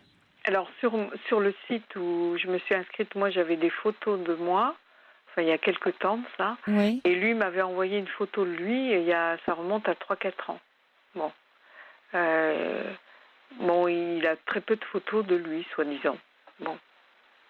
Moi, je veux bien. Ah oui, c'est très caché. Vous voyez, il y a plein de zones d'ombre. Il est dans l'ombre, cet homme. Il se cache. Et pourtant, il me dit qu'il va très facilement vers les autres. Mais vous ressentez quoi? Non, mais entre ce qu'il dit... je sentais sincère, moi, jusqu'à présent. D'accord. Parce que je suis assez intuitive et je sentais sincère et vrai. Mais là, il y a des faits qui sont un peu têtus. Et qui vous disent quand même pas la même chose. Alors moi, ce que j'ai envie de faire, c'est qu'il m'avait proposé pour le 15 août, mais il voulait se reposer avant, puis je vois qu'il ne se repose pas. Donc, c'est vrai que quelque part, ça rejoint aussi ma propre histoire, dans le sens que lui a du mal à... Je lui ai demandé s'il avait du mal à poser des actes. Et moi, j'ai du mal à poser des actes dans le concret de ma vie. C'est vrai que ça me rejoint quelque part. Si lui a du mal, il m'a dit que non, qu'il allait facilement vers les autres, ce que je crois, que c'était quelqu'un de très affectueux, et qu'il aimait bien montrer ses sentiments, certainement beaucoup plus que moi. Moi, je suis beaucoup plus... pour une fois, lui a moins de mal à se dire... Mais vous me parlez, oui, voilà, vous me parlez de lui par rapport à ce qu'il a dit sans qu'il n'y ait jamais d'acte. Il peut pas y avoir dans la vie de relation sans acte. L'amour ou toute relation, l'amitié, l'amour, toutes les relations humaines, elles ont besoin de s'incarner dans des actes, dans des actions. Quand je dis acte, c'est action. Oui, oui. Et là, il y en a aucune. Et en plus, vous voyez la question de Pascal sur les photos, soi-disant il n'a pas de photo de lui. Enfin, à chaque fois que je vous pose une question sur qui il est, on a une zone d'ombre qui apparaît. Laissez-le revenir vers vous. Faites un mail gentil en disant que pour l'instant vous n'êtes pas bien, vous vivez mal. Ces 3 mois auxquels vous espériez quand même faire connaissance, c'est quand même pas le bout du monde de prendre un café ensemble. Vous avez proposé d'aller le voir. Dites-lui que vous êtes un peu déçu, que vos sentiments sont un peu mélangés entre déception, colère. Voilà, faites-lui part de ce que vous ressentez et regardez comment il réagit et voyez si qu'est-ce qui va vous opposer, si c'est toujours les mêmes arguments, s'il va inventer encore autre chose. Moi, j'avais envie de le laisser dans le silence plutôt, à cause de cette colère que je ressens. Non, au contraire. Quand je dis faites-en quelque chose, c'est exprimez-la de façon juste. Elle est juste, cette colère. Vous n'êtes pas contente. Mais mélangez pas tout. Mettez pas dans la colère maman, la grand-mère et tout le monde. Vous mettez juste la colère qui concerne là ses agissements à lui et cette relation que vous vivez. Sinon, qu'est-ce que vous voulez de vivre d'authentique après? Vous voyez? Oui. Donc, allez-y, Claire. Allez vers ce chemin-là. Et puis, voyez comment ça se passe. Et puis, ouvrez vos antennes quand même. Ne prenez pas tout pour argent comptant. Parce que là, il y a trop de zones d'ombre. Ouais, quelque chose qui va pas. Vous lui écririez... Faites-lui une blague en lui disant sinon que vous débarquez par hasard. Là, l'idée de Pic qui disait si vous alliez lui faire une surprise. Et vous verrez bien sa réaction s'il panique ou pas. Ouais, et vous pensez que ça va désamorcer ma colère, ça, en fait? Oui, une colère qui se canalise dans un objet précis et pas qui s'évacue et qui part partout. Elle s'apaise. Elle a bien un objet, donc reliez-la à l'objet en question et n'en faites pas quelque chose de trop grand. Centrez-la, votre colère. Donc vous lui écririez dans le sens que ça fait 3 mois qu'on est en échange téléphonique, que ce n'est plus forcément utile aujourd'hui. Que moi, je n'en vois plus la nécessité. Oui, que vous êtes dans un autre besoin et que s'il n'a pas le même besoin que vous, on attendra et on verra plus tard. Oui. Il y a un auditeur, et puis je vais vous laisser avec son message. Laissez tomber, vous parlez de lui comme si vous le connaissiez, mais vous ne disposez que de ce qu'il vous dit par téléphone et de vos ressentis. Il n'y a rien de réel, en fait. Et je suis d'accord avec cet auditeur. C'est vrai, tout à fait. C'est ce que je lui disais aussi au téléphone. Donc ça commence à m'énerver sérieusement. Donc faites quelque chose de cet énervement et cette colère. Ne la lâchez pas. Elle peut être conseillère quelquefois. Donc servez-vous-en à bon escient dans cette situation-là. Et c'est pas lié avec le précédent homme que j'ai connu, où j'ai pas fait tout à fait le deuil aussi de cette Mais ça, allez le travailler à ce moment-là si vous êtes en thérapie par ailleurs, vous voyez. Ne mélangez pas tout, même si c'est lié, vous démêlerez les fils après. Oui. Là, autorisez-vous à vivre et à faire quelque chose de ce que vous ressentez précisément, parce que si vous mélangez tout, effectivement, vous allez vous embourber toute seule dans votre colère, ça c'est sûr. Et elle va vous dévorer. Elle va être beaucoup plus forte que vous. Donc, vous avez une véritable raison d'en avoir une, faites-en quelque chose. Bon courage, Claire. Oui, merci Sophie. Merci. Au revoir, bonne nuit. Au revoir. Sophie Petters sur Europe 1, 39-21. 34 centimes la minute. Allez, on dédie cette chanson à Pascal Mam qui écoute ce groupe tous les jours, Bastille, The Lost Withings. Alors moi je connais pas la chanson et puis elle est partie de l'écran au moment où j'allais la dire. Voilà, c'est la magie du direct, ça fait rire Charles derrière son écran qui est mort de rire. Things we lost in the fire. Oui, c'est très joli, les choses qu'on a perdues dans le feu, magnifique. Et merci Pascal. Bonsoir Nadine. Oui, bonsoir Sophie. Alors, je vous appelle, je suis un peu intimidée. Oui. Je vous appelle, c'est concernant ma vie en général, parce que j'ai beaucoup de mal à me construire, tant sur le plan sentimental que sur le plan professionnel. J'ai une tendance à pratiquer un peu l'autosabotage. Ah, oui, c'est affreux ça, hein. Totalement. C'est affreux. Oui. Oui, parce que, c'est dû aussi à on devrait faire un club d'auto-saboteurs, vous savez. Il y avait les alcooliques anonymes, il y aurait les auto-saboteurs anonymes. Ah ouais, mais j'aimerais bien justement mettre fin à cette pratique, parce que c'est quand même assez destructeur et ça me tire vraiment vers le bas et ça me détruit énormément. Donc, et en fait, c'est dû notamment à ce que j'ai vécu dans mon enfance. J'ai aujourd'hui 40 ans, mais quand j'étais à l'âge de 7-8 ans, en fait, j'avais une mère qui est assez, même très autoritaire. Et donc, j'ai eu une éducation très, très stricte. Je n'étais pas toute seule, j'avais des frères et sœurs.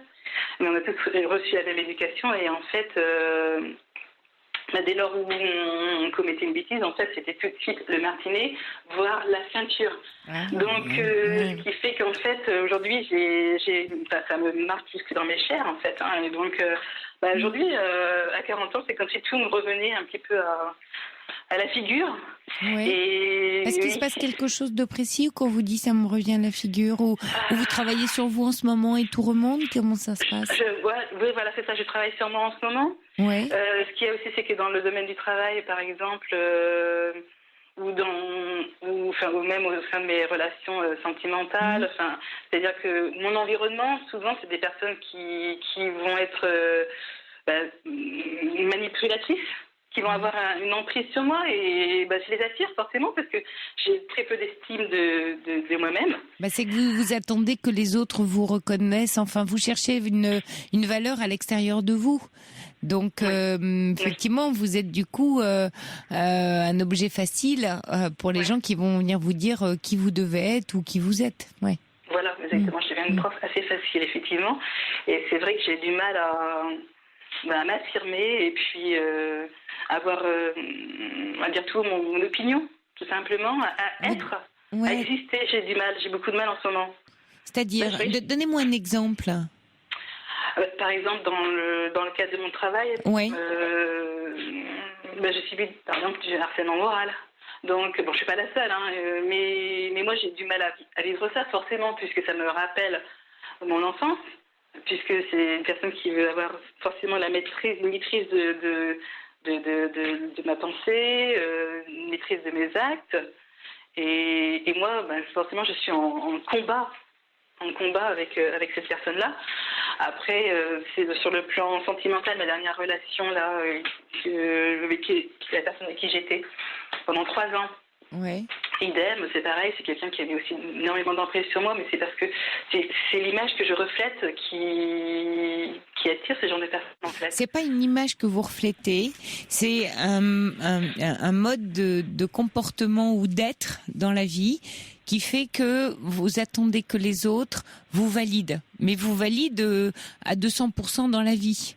Donc, vous allez vous confronter à des personnes pour vous voyez, dire est-ce que je suis bien, est-ce que je fais bien, et vous fragilisez parce que vous n'avez plus de frontières du coup.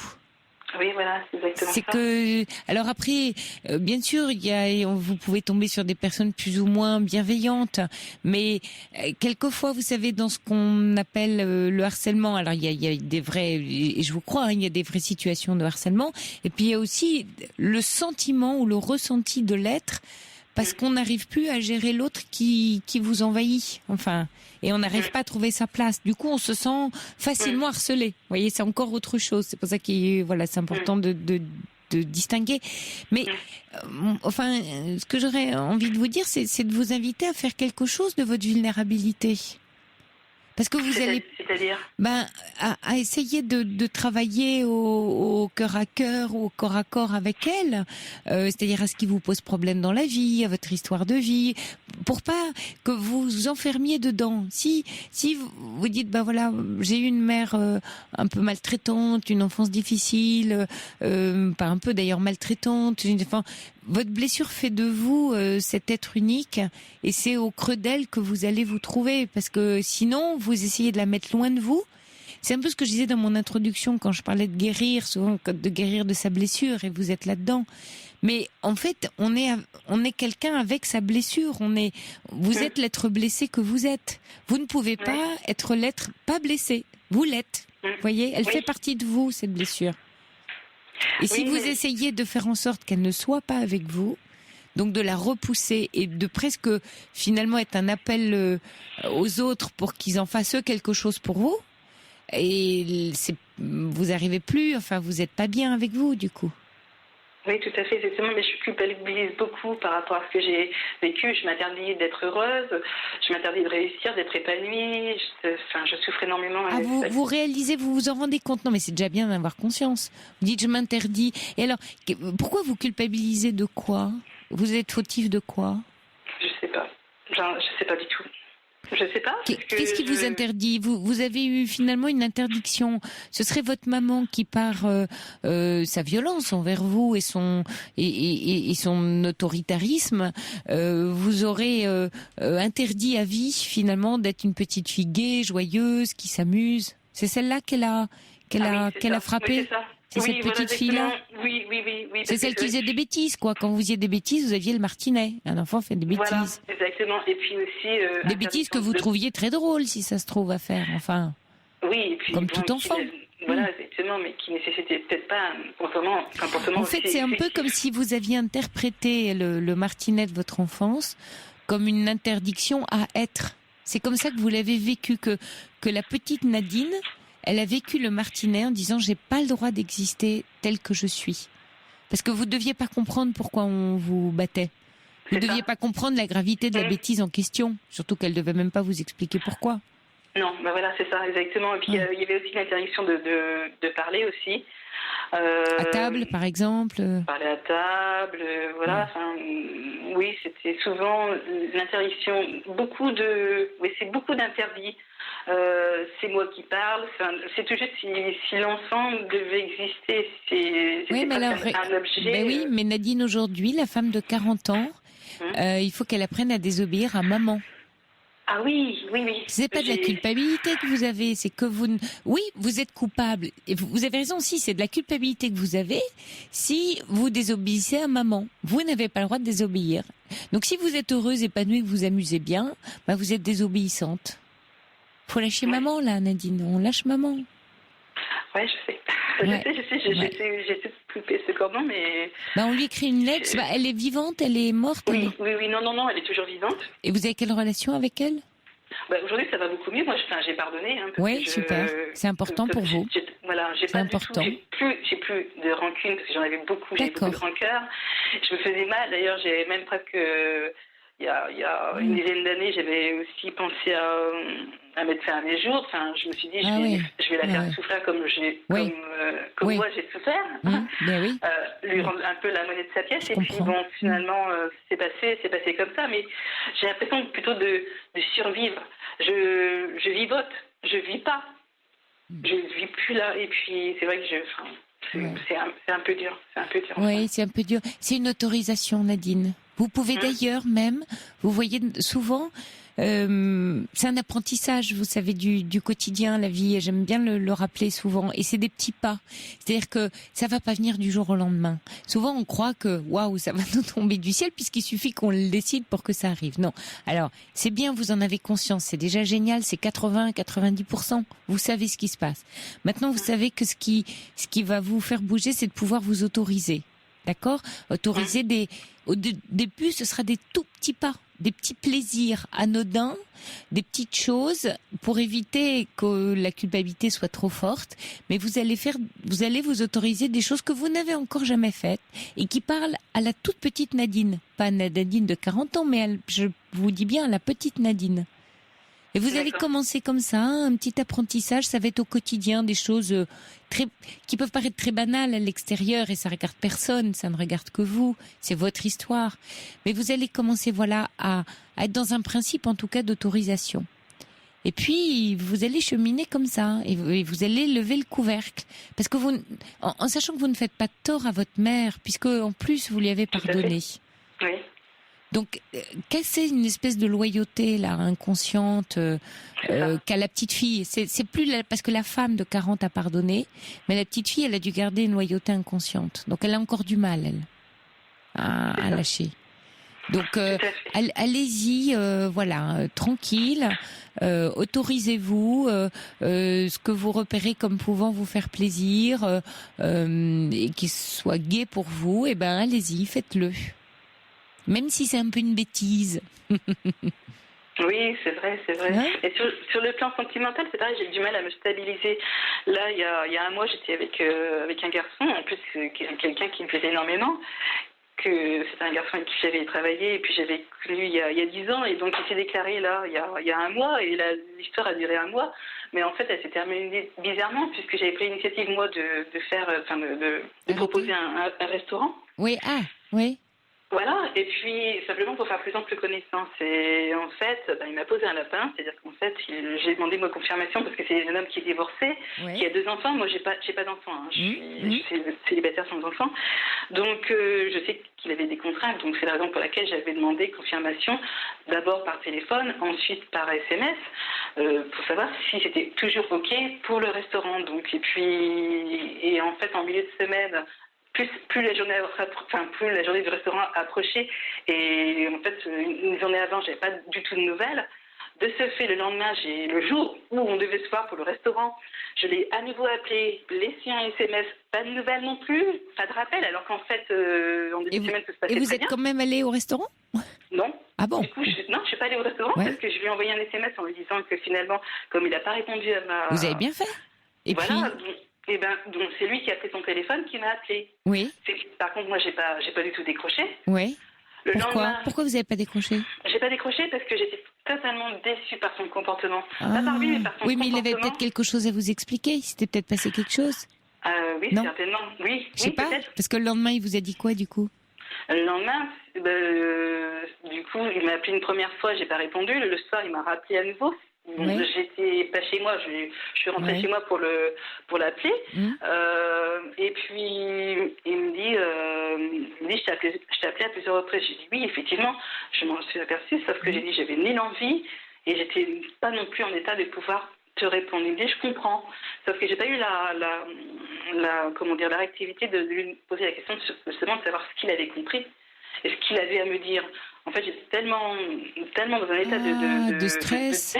De stress, moi j'entends de stress aussi. Parce que du coup, vous savez pas pourquoi il n'a pas pu venir au restaurant. Ah oui, mais alors, voyez, Nadine, vous êtes passée, en fait, vous étiez tellement dans votre émotion, là, de déception, de stress. Et en fait, vous en avez fait une affaire personnelle. Mais totalement à 100% personnelle. Et ça, c'est très caractéristique de profils. Vous me disiez que vous pouviez être harcelé, etc. C'est vraiment quelque chose qui, chez vous, doit être vigilant. C'est non, faites pas une affaire personnelle. Tout n'est pas tourné contre nous ou selon nous. Vous voyez, il avait peut-être une vraie raison. Sinon, vous vous coupez, vous vous dites, qu'est-ce qui, vous voyez, qu'est-ce qu'il m'a fait ou pourquoi il m'a fait ça? Il a fait ça contre moi, et vous avez été obnubilé par la colère que vous aviez envers lui. Et ça vous a aveuglé. Oui, tout à fait, exactement. C'est vrai, j'ai mis un peu de temps après à décolérer. Ce qui fait qu'en fait, le jour où on s'est eu au téléphone, il m'a proposé de se revoir pour justement discuter et partir sur de bonnes bases, parce qu'apparemment il vivait un peu mal la relation, il avait du mal à la gérer, et puis il me dit c'est compliqué, mais je dis qu'est-ce qui est compliqué? Il me dit je ne sais pas. Donc je lui dis tu sais, c'est juste un restaurant, c'était juste pour apprendre à se connaître un peu mieux, sans plus, il fallait pas voir au-delà. Il me dit oui, tu as raison. Et puis du coup j'ai raccroché, j'étais vraiment déçue. Et ensuite, c'est moi qui suis allée vers lui. J'ai tenté de l'appeler sans réponse. Ça fait maintenant un mois. Voilà, donc depuis un mois, l'histoire s'est terminée comme ça. C'est trop bête. Et voyez, tout ça, c'est dans le non-dit. Et tout ça, c'est dans des suppositions. Oui. Vous savez, ça me fait penser, j'en parle souvent, puis du coup, je vais en reparler à l'antenne plutôt 2 fois qu'une, les 4 accords Toltec, là, c'est que ta parole soit juste, 2, ne fais pas de suppositions, 3, n'en fais pas une affaire personnelle, et 4, fais toujours de ton mieux. Mais vous savez que les 2 du milieu, ne pas en faire une affaire personnelle, et ne pas faire de suppositions, c'est très, très difficile. Et que si ça, vous travaillez un peu là-dessus, ça va bien vous aider dans vos relations. Pareil avec votre chef au bureau.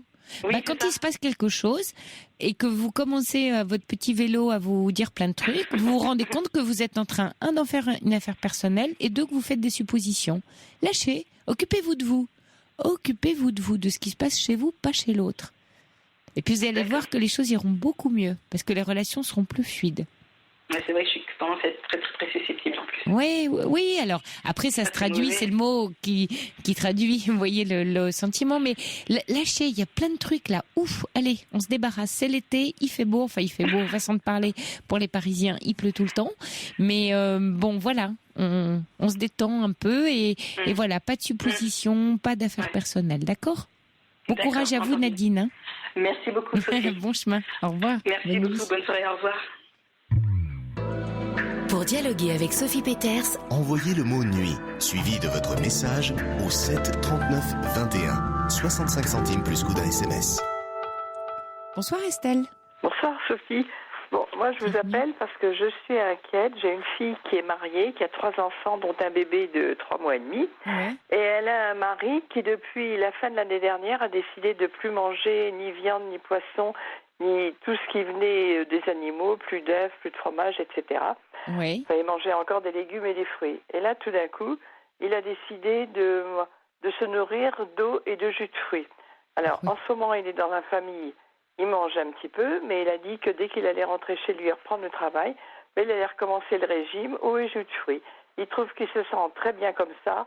Or, il est devenu agressif, il a maigri, on a l'impression qu'il sort d'un camp de concentration.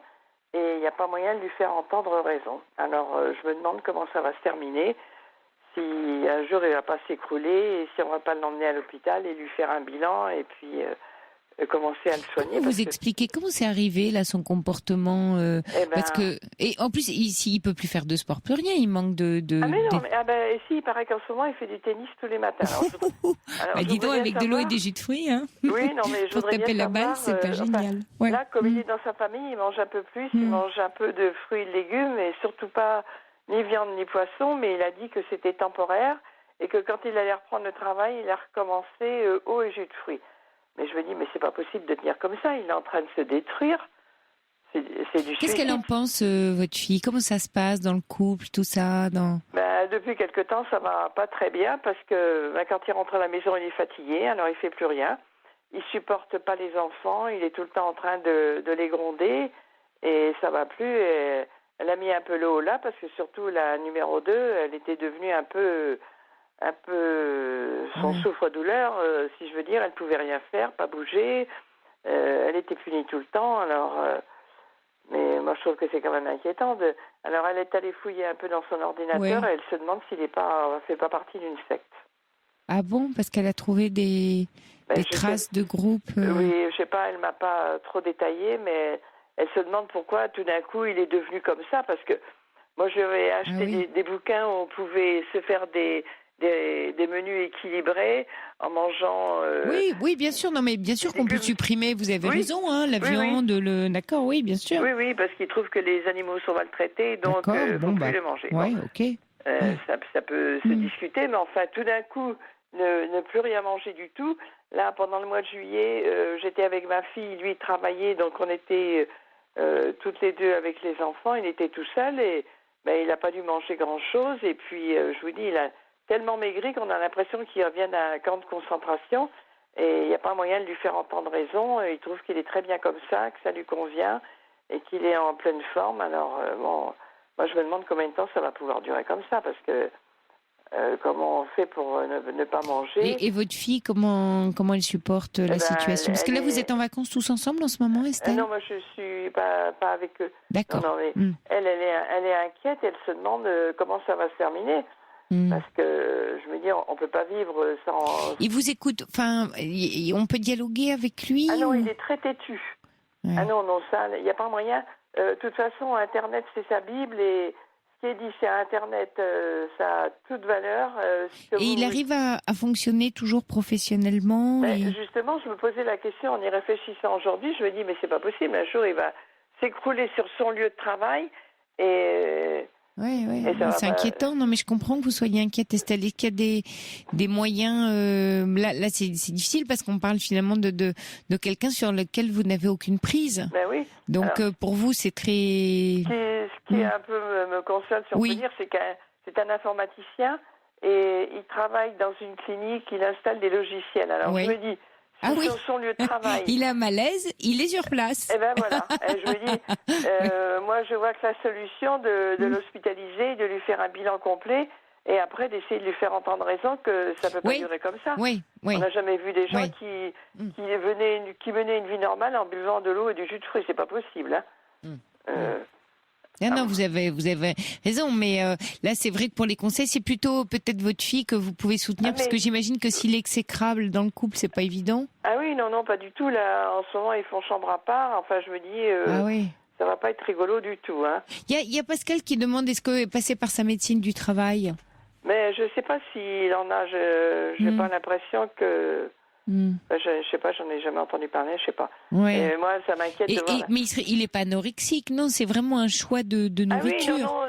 Oui, c'est ça. Non, il a décidé qu'il pouvait tenir comme ça et qu'il n'y a pas de raison. Et est-ce quand vous parlez de risque de secte, est-ce qu'il parle beaucoup de spiritualité, de courant, de croyance? Mais c'est quelqu'un qui est assez fermé et qui parle pas beaucoup finalement. C'est ma fille en allant dans son ordinateur à fouiller, et elle m'a dit, je me demande s'il n'est pas... Mais avec sa femme, il a bien expliqué pourquoi il faisait ce choix-là. Mais il a dit que c'était très bien comme ça, que c'était pas la peine de manger. On arrivait très bien à tenir le coup comme ça. Alors elle lui a dit, écoute, tu fais ce que tu veux. Moi, je continue à manger normalement, à donner aux enfants une nourriture normale. Mais moi, j'entre pas dans ton jeu parce que ça me convient pas du tout. Elle a raison. Ben oui. Oui, là pour le coup, il faut qu'elle tienne. Ah oui, non, mais elle est bien déterminée. Mais je me dis, ça va pas durer éternellement, ça, c'est pas possible. On n'a jamais vu des gens qui mangeaient pas et qui étaient capables de mener une vie normale. Oui, comme il est têtu, comme c'est pas possible, il n'y a pas moyen de discuter et de lui faire entendre raison. Et les enfants, comment ça se passe avec les enfants? Il n'a pas l'air de trop s'en occuper, donc... c'est embêtant pour le couple aussi, ce qui se passe là, parce que ça crée une vraie tension. Ah, mais tout à fait, oui. Ah oui. Non, mais... Et vous êtes toujours avec votre époux, le papa de... Non, moi je suis divorcée depuis très longtemps. D'accord. Non, parce que je me disais, est-ce que il y a un autre homme dans le... ou un frère, enfin, un fils à vous, non? Vous non. Pas... Non. J'ai un fils, mais qui est ici et je vois pas souvent. D'accord. Mais non, parce que je me demandais, vous voyez, là, comme il est entouré plus de femmes, de voir un peu s'il y avait... Il a un père avec lequel, à chaque fois qu'il le voit, il s'engueule parce qu'ils sont jamais d'accord. Et en tout cas, cette idée, pardon, j'ai un chat dans la gorge. Cette idée de la médecine du travail, on est tous, à partir du moment où il est salarié d'une société, il est suivi en médecine du travail.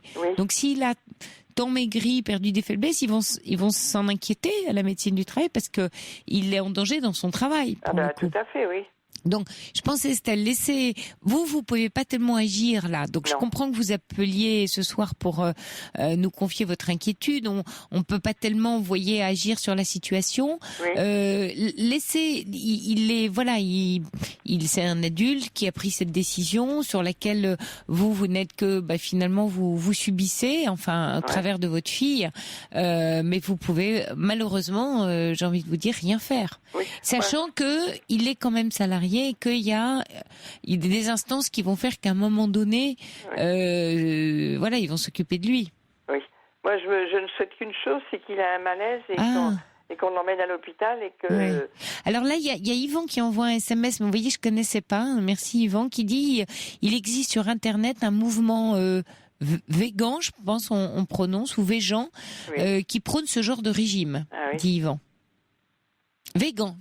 Ah oui, alors c'est peut-être ça, parce que lui, je peux vous dire que Internet, c'est sa Bible. Hein. Vous lui dites quelque chose. Ah ben oui, mais non, mais si, comme c'est un mouvement qui existe, si je comprends bien, via Internet, du coup, c'est normal que ce soit sa Bible. Donc il y a peut-être une histoire de secte. Votre fille a pas tort. Ah mais Internet, c'est sa Bible pour tout. Vous lui dites quelque chose, il vous croit pas, il va vérifier sur Internet si ce que vous avez dit est vrai. Hein. Et vous pensez pas, là, comme dit Brigitte, qu'il peut sans doute finir par sentir par lui-même qu'il s'affaiblit et revenir un peu en arrière? Ça voudrait bien, mais il est tellement têtu. Pour discuter avec lui, c'est difficile. Il a toujours raison. Écoutez, Estelle, en tout cas, faites confiance, à l'environnement et au contexte, hein. Et puis pour apaiser un peu votre inquiétude. Et puis ça va suivre son cours. S'il est dans une secte, c'est de toute façon très ennuyeux pour le couple de votre fille. Donc, bon courage, Estelle. Hein. Merci de nous avoir appelés. Hein. Merci à vous. Bonne nuit. Merci vous aussi. Retrouvez la libre antenne d'Europe 1 du dimanche au vendredi de 23h à 1h. Si on a toutes rêvé d'être hôtesse de l'air dans notre vie, peut-être pas. Je regarde Jeanne Daudet et elle a un beau sourire. Elle a l'air de me faire non, absolument pas. Absolument. On vous laisse sur cette chanson de Jacques Dutronc, l'hôtesse de l'air. Et nous, on se retrouve dimanche soir à 23h dans la libre antenne. Passez un excellent week-end et tout de suite le flash Jeanne Daudet. Bonsoir Jeanne. Bonsoir Sophie, bonsoir à tous.